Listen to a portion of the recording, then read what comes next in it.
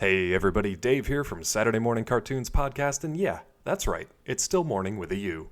I'm here to warm things up a little bit with some pre-show announcements. First up, we have some shoutouts from YouTube for our recent review of Genndy Tartakovsky's Primal. First up, Brandon Heaton says, I can't wait for Primal. First episode was kick-ass, and Black Knight, and Fixed. Now, if you're confused out there, Black Knight and Fixed are two upcoming animated feature films from Genndy Tartakovsky that he's working with Sony Pictures Animation on. We don't have a whole lot of information on those at the moment, but that's maybe his next big thing after Primal. So that's what Brendan is referencing there, and that also came from our interview. So if you're interested in finding out a little bit more about them, be sure to listen to our interview with Tartakovsky. Also from YouTube, from that same episode, Tubby says, I am very excited for the next 4 episodes. My friend showed me the trailer for it back in June, and ever since then I've been very hyped for the next episodes. My one criticism would be the size inconsistency with Fang. The only time I saw a size inconsistency was when Fang was the size of the horned dinosaurs when she fought them, and then she was only slightly larger than Spear on the beach. Other than that, I really love everything about this show. And finally, we also have from YouTube Jules K asking, does anyone know how many episodes there will be in the first season? It looks insane. So as you guys are hearing this, you will have seen the 5th and final episode of Season 1, but as I'm recording this, I have yet to actually see it. They haven't released it to the press, so I'm going to watch it with you live when it's on Adult Swim Friday night at midnight. However, friend of Collider and regular contributor Rafael Motomayor also had an interview with Tartakovsky recently, and he actually found out that there are 10 episodes in the can for Primal. So they've got 10 episodes. Adult Swim is probably going to release the next 5 sometime next year. I think it really depends on how people receive the show and how much they talk about it and how much they want it. So if you guys really like Primal, let Twitter know, let social media know, and definitely let Adult Swim know because they are paying attention. All right, guys, you know what's next. This is when I ask you to head over to patreon.com/SaturdayMorningCartoons, and remember, that's morning with a U, to consider throwing us a buck or two every month to help improve the podcast. Ultimately, we'd love to start creating our own original animation, but we're a long way off from that, and we need your help to get there. Every little bit helps. So what's on today's episode? I'm flying solo to talk about Seis, Manos, a new Netflix anime series from Powerhouse Animation, the same talented team behind Castlevania, that blends 70s kung fu films, Mexican culture, and grindhouse levels of violence and gore. So buckle up, because this one's not for the kiddos. All of this and more, so now, on with the show.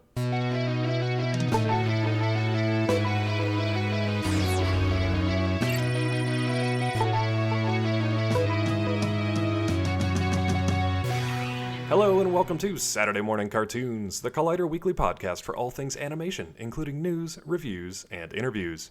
Coming to you all the way from the 36th Chamber of Shaolin, I'll be your host, Dave Trumbore. My co-host Sean Paul Ellis would have been with us today, but he's busy mastering the 5 deadly venoms. Don't worry, once he masters them, he'll be back in Return of the 5 Deadly Venoms. If you guys are familiar with that title, then you're in the right spot because you probably know some 70s kung fu movies. We'll talk about them more in a little bit, but today I'm going to talk about Seis, Manos. Seis, Manos. Obviously Spanish for 6 hands, which we will talk about what exactly that means, but it's already in keeping with both a Mexican influence, because you got a Spanish title, but also with 70s kung fu films because they always had crazy kind of names that had, like we said earlier, 5 Deadly Venoms, 36th Chamber of Shaolin. They just had these very evocative titles, and Seis Manos definitely draws from them. But before I get too far into it, I want to turn it over to our friend of the show, you know him, you love him, Bobby Anthem, who's going to tell you what Seis Manos is all about. Mexico, late 70s. A swell of cartel violence rips through the border town of San Simon, where a Chinese immigrant long on the run from his past, Chu Li Man, has carved out a quiet existence for himself. Years ago, he took in 3 children orphaned by the violence and began tutoring them in the martial arts. When Chu was murdered in a spree of cartel brutality, his now-grown warriors in training vowed to hunt down their mentor's killers and battle for justice. The 3 fighters, Silencio, Isabella, and Jesus, each trained in a unique form of martial arts, must form an uneasy alliance with Brister, a no-nonsense Houston DEA agent, and Garcia, a local Mexican cop. Together, they try to track down and destroy the cartel that killed their mentor and father figure and has torn their home into drug-infested, bullet-ridden shreds. But things are even worse than they know. Our heroes soon discover, to their horror, that the drug lord they seek to destroy has grown his power not just out of the soil of his cruelty, but from a dark supernatural force that is the corrupt lifeblood running through the beating heart of his cartel. Thank you so much, Bobby. Again, and we say this every week, and I'm talking to myself this week, so nobody's going to argue with me, but still, Bobby Anthem needs to be a voice actor. I mean, season 2 is coming up, probably, for this show, so I don't know why Bobby couldn't be a part of it. Give Bobby a shout out. Let him know you love him. Let him know you want to hear him on Seis Manos. He can be Siete Manos. He can have the 7th hand. Sorry, Bobby, you only get 1 hand, apparently. I don't know why I didn't go straight to Ocho Manos, but here, we're stuck, and I can't edit it out. Sorry, bud. So anyway, talking about Seis Manos, Bobby gave you the synopsis of it, but I think it's important to know kind of the background of this, too, a little bit. We mentioned Powerhouse Animation Studios earlier in the intro. They're the same team that brought you Castlevania, one of the animation studios that brought you Castlevania and also brought you this title. I believe it's their first original title. So this is one that it wasn't an adaptation of anything. It obviously is inspired by some different things, which we'll talk about in a second. But it's an original title, and you don't really get to see that too often, especially something this well done.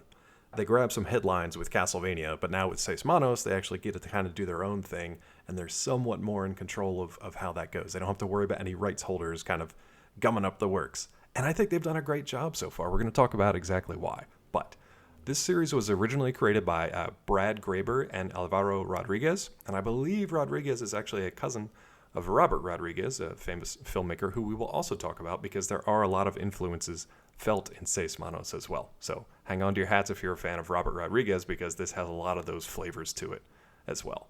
I do want to talk about the cast a little bit though because it's, like we just talked about in some recent episodes, casting is so important these days, not only because you want to find the voice and the person for the role, but you also have to be socially conscious about who you're casting in a role and what that character is ultimately going to be and how they're going to be received on social media, in the collective consciousness, in the conversations that people are having. And these days that will make or break a project. Not like it was back when people didn't have the immediate connection to each other to share outrage or to share appreciation or anything like that, or even podcasts where you could come and hear other people's opinions and either get really mad about them or be like, yeah, that makes sense. I agree with that. I'm happy to say Seis Manos, they have very specific character delineations in mind, and then they have really, really good casting that matches them too. So I want to walk through some of the characters before we get into our good, the bad, and the ugly, which we don't do here. We do the good, the bad, and the LOL. But I want to walk through some characters first so you guys kind of get a feel for who we're talking about here if you haven't seen the show so far. So Seis Manos, like I said, it means 6 hands, but it means that we're focusing on 3 hero characters. So one of them is Isabella. All of them are martial arts fighters, and she has the Hungar style, which is interesting if you've ever studied Hungar style, because it's usually very like forceful, very determined and deliberate motions and movements. And she's fairly slight, but that kind of informs her character. So the martial arts style that she uses is really strong, it's very forceful, and it's very deliberate. It also comes with these cool, sometimes the martial arts practitioners will have rings, heavy rings that they put on their wrists and their forearms, and that helps with not only like the look and the imposing kind of feel of that demonstration and that style, but also with the training that they use too. And it also you hit really hard with those things. I used to train a little bit in Hungar, a little bit in this and that, but I did a bit of Hungar, and that stuff, it's tough. So it's really cool to see Isabella using that style. And she's voiced by, I believe it's Aylin Derbez, and I apologize if I'm saying her name wrong. We also have Jesus. Jesus, if you guys are a fan of any of the Jackie Chan movies where he's Drunken Master, or any of the many, many, many martial arts movies where there's a version of a Drunken Master, like Bo Rai Cho from, I believe, Mortal Kombat, if I'm remembering that correctly. Any of that Drunken Master style where it's kind of a roly-poly dude, and he's obviously kind of drunk or just looks like he's drunk because that's how his style actually works, you're going to love Jesus. He's a big guy, but the way he moves is very fluid and has a lot of style to it, a lot of finesse, and surprisingly, a lot of grace. He's voiced by Johnny Cruz to excellent effect. And then we have Silencio. Silencio may be one of the most interesting characters in this show because he's a mute and I believe deaf martial arts fighter. And he can't speak for a variety of reasons that are revealed within the show. He uses something called the Bak Mei style of fighting, which I'm not really familiar with, but even though Silencio doesn't speak, his performance really comes through in the animation. They've done a fantastic job of delivering exactly what's going on in his head through his animation. Now, he does communicate. He communicates through his martial arts, but he also communicates through, sign language, and the people that he's very familiar with, they know kind of his mannerisms, and they have their own version of communication. There are some interesting characters that are sort of paired up with Silencio that they share some things in common. We'll leave it at that, so you can check that out. But the problem with Silencio is, dude's got a real rage issue. He's so angry for reasons that make a lot of sense when you watch the show. But the main issue with him in this series is that he needs to rein that in and be able to control it so that he can focus his power, his prowess of martial arts, rather than letting it control him and take over him. Some of the supporting players that we have in here, if you're going to have a martial arts story, you need to have a martial arts master. And here's where it gets a little interesting because Seis Manos starts to blend styles, right? So we've already got kind of our Mexican martial arts heroes, which is interesting enough because you never see that. I'm going to call this MexicAnime. I'm not the first one to do it. I won't be the last one to do it, but I really like this kind of subgenre of the medium. So in order to have a martial arts master, we have Chiu, Chiu, voiced by Vic Chow. He's kind of your prototypical old Chinese kung fu master, and he is the one who trains this trio of, we come to find out that they're orphans. So he raises them up, and he trains them in various styles of martial arts. For what ends, we have no idea. But his character and his part to play becomes really, really important over the course of this first season. We also have some people on the outside of this. We have a Mexican federale, and she's actually the first female officer in her region named Garcia. And she's voiced by Angelica, I'm going to say Vale. I don't know if it's Vale or Vale, so forgive me. We also have Brister. He's the typical American agent from the DEA, and he and Garcia work together to unravel some mysteries and some things that are happening in this town. He's voiced by Mike Coulter, who you guys probably know as Luke Cage. He does awesome, too. I really want to hear more of Mike Coulter's voice work in the future, because he really brings kind of like a powerful presence, but also some really funny lines to Brister. Other than that, we've got Carlos Luna, who plays Domingo. He's a 12-year-old orphan who's kind of the introduction to this group and to this story for audiences out there. And then we've got the one and only Danny Trejo, who's playing El Balde, and he's the primary antagonist in the show. All right, so now that you guys have kind of a background and you kind of know the characters who we're talking about here, and I would 100% recommend, already I'm doing my recommendation. I'm all out of sorts without Sean here. I'm already doing my recommendation saying to check this out. I'm not going to get into too many spoilers here, just because I think it's a cool story for you guys to check out. But I am going to go through the good, the bad, and the LOL. If you're listening to the show for the first time on Seis Manos, what we do here for the good, the bad, and the LOL is we look for the things that really worked for us in the show to highlight them. And then we transition to some of the stuff that didn't really work quite so well. But we end with stuff that made us laugh, for better or worse, because we don't really want to punch down at the people who are working hard behind the scenes to give us this incredible animation, especially with something like Seis Manos. So the LOL can be like a really funny joke or a one-liner or something that they did not intend to be as funny as it was. For this week, I'm going to say the good. The good really starts with the idea. For me, I had a chance, I had a privilege to check out an early look at Seis Manos back in 2017. I was at the Rooster Teeth Animation Festival in Austin, Texas back in 2017, and I was at a panel for different animators. This one happened to feature the Powerhouse Animation guys. It was the first time I'd ever really heard of them. I was there to talk to them a little bit about Castlevania, well before that came out, but they also had this little teaser trailer for Seis Manos, and they kind of pitched it as like sort of a Mexican telenovela meets 70s kung fu movie meets aesthetics of like Robert Rodríguez. I don't remember if that's exactly how they pitched it or not, but that was kind of the vibe. They were trying to get you in the right mindset for what this show was going to be about. The teaser itself was basically like a sizzle reel of a lot of the different fight scenes, and it's stuck with me ever since. I've been waiting for this show to come out ever since then. I didn't know if it was going to happen. I'm glad that it did, but it's one of those things where it's like you see something, and yeah, a bunch of people worked really hard on it, but because animation takes so long to get from a concept to a teaser to some finished product that you can actually share with the world, 2 years plus have gone by, and they probably had at least 2 years before that on the back end. So I'm happy to say that I've been able to see Seis Manos kind of come to fruition, and now we've got the first 8 episodes, and they're all about half hour. So you can binge them like I did in roughly 4 hours, and you get this whole story, kind of like a nice big, almost like a 2-part movie. You can check it out.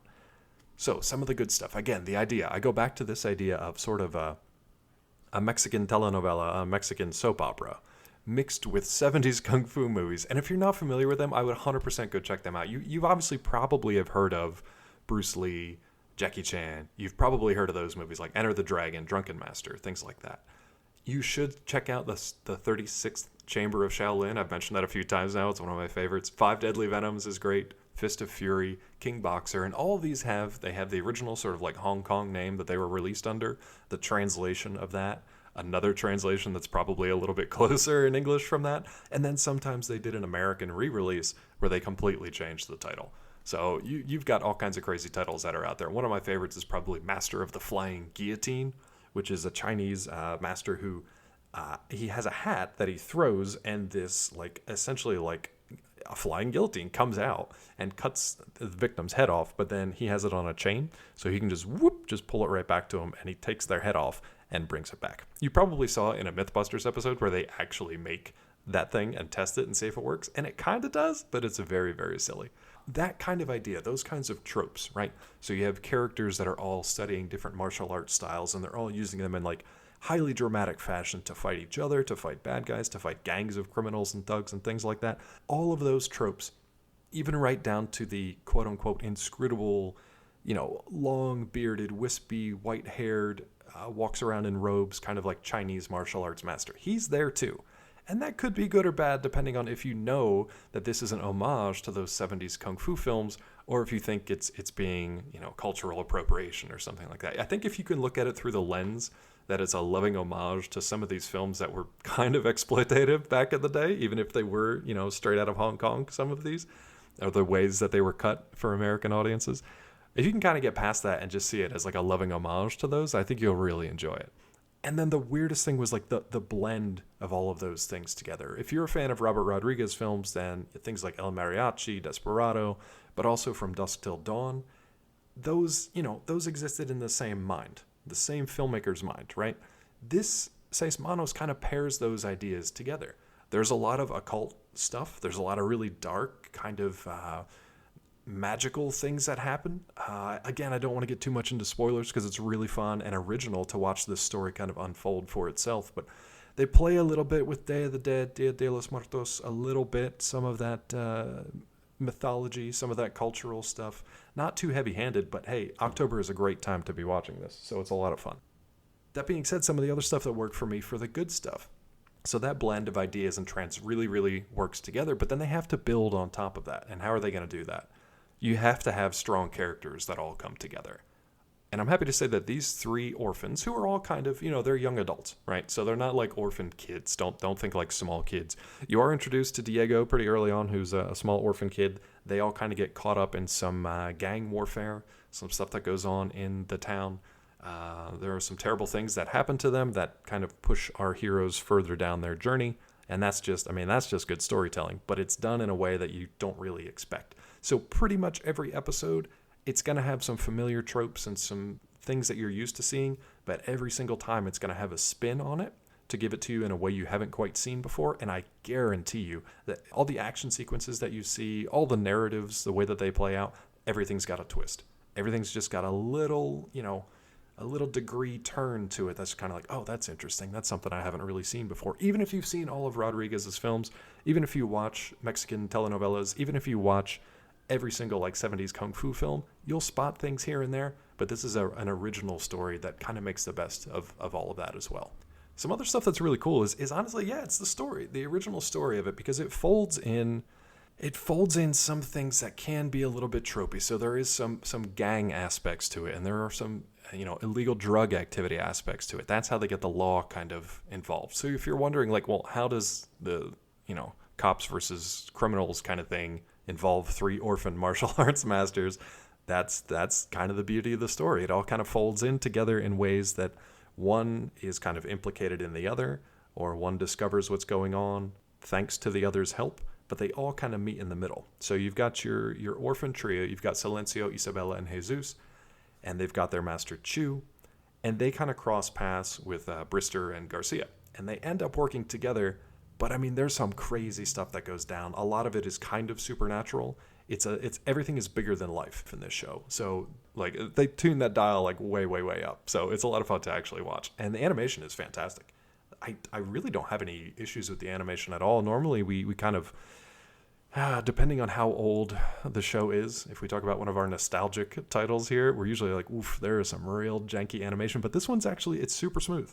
And the action sequences are so well thought out and so well planned that they're a lot of fun to watch. It's just like watching a kung fu movie. You get to see all three of them interact. You get to see them kind of egg each other on or reinforce each other. Or sometimes, take Brister, for example. He's the big bruising guy. He's just kind of a brawler, right? He'll use his gun if he has to, but most of the time he's just a brawler. And he's the American agent who comes down to help kind of clean things up. So most of the time he's just taking people out with like one punch left and right, no problem. But once you start to get into these criminals that are kind of juiced up on this, shall we say, illegal, supernatural, narcotic, that's where things start to get kind of tough because they're all kind of a step above and beyond our heroes. And it becomes a lot more difficult for them to kind of fight their way through. One of the best scenes ever. Actually, you know what? I'm going to save that for the LOL. Best scene ever. Put a pin in it. We'll come back to it in the LOL. So the animation works great. The action works great. The storytelling's great. What else is good about this? The fact that it's very contained for 8 episodes. It introduces you to the orphans, it introduces you to the title town, and then it reveals this plague, this kind of rotten core that's led by El Balde and his gang. They start off with all three of those things kind of laid out before you, and then you watch how they influence each other over the course of these episodes. And the pacing is really good too, because it picks up fairly quickly. There are some character deaths early on that kind of force our heroes into action. There are some pretty violent things that are revealed throughout the course of this story that you understand some motivations, you understand some of the ambitions that are at play here, all right? Whether it's the heroes or the villains, you can kind of understand and sympathize with them a little bit on either side. That's another great thing about this. Like, the characters aren't black and white. They're very in that gray area. The orphans are kind of they're a little closer to the lawless side, right? Sometimes they have to do stuff that's not technically legal in order to survive and things like that, but they watch out for each other. They watch out for the other orphans that are in town. El Balde is also known as the Orphan Maker, if that gives you an idea of kind of his place in this town of many, many orphans. That mythology kind of really works well here, and it somehow works all together with this blending of sort of mystic, ancient Chinese martial arts mythology too, which is only hinted at in this first season. I won't get too much into it because that is still actually unfolding. We are hoping to get a second season of this. I know that we only have 8 episodes for this first season, but the way that they end it strongly sets up a second season and where they can go from here. Almost to the point that it almost becomes part of my bad category, because it's like, unless you know that you're greenlit and ready to go for a season 2, it's not cliffhangery, but it's kind of, it resolves everything that happened in the first season, but it strongly pushes for a second season. Like, they're already on the move. They're ready to go. So we'll see. Stay tuned for season 2. As for the bad stuff in this show, there's really not much, to be honest with you. The pacing was really good, but maybe sometimes it felt a little bit rushed. The character developments and the interactions with each other, those are really good throughout. They take time to show characters in vulnerable moments, in quiet moments, on their own and with other people as well. Silencio has a great kind of partnership that more and more is unveiled and revealed as their story kind of continues. That there are moments in there that something comes into frame that you didn't see before, and you're like, oh, okay, now I understand this dynamic a little bit better. Or sometimes Silencio will be pushed to the edge and he has a choice to make. Does he go farther, and does he become this violent man that he can be, or does he hold back and actually become more human again? And those decisions are interesting in the way that, he makes them throughout the season, just as everybody else does around him. Everybody makes their own choices, but then they have to face their consequences at the end of the day. So that's all great. I'm still stuck in my good category. I really can't think of anything that's quote-unquote bad for this, except I wanted to see more. I know that's a cop-out, but honestly, I wanted to see more. I will say, like I said, the pacing was good. Sometimes they do slow it down a little bit, either for some jokes or some gags, or to focus in on a particular scene or a particular character that they really want to focus on. And sometimes they just focus on the blood and the gore just for fun. And that's okay too. I mean, that kind of comes from the Castlevania stuff. But honestly, the guys over at Powerhouse, whether they start with storyboards or I don't know how they do it, but between Castlevania and Seis Manos, they've really got that pacing down and those narrative beats for the storytelling. It's really, really well done. And again, as for the LOLs, it's surprisingly funny. This show is surprisingly funny.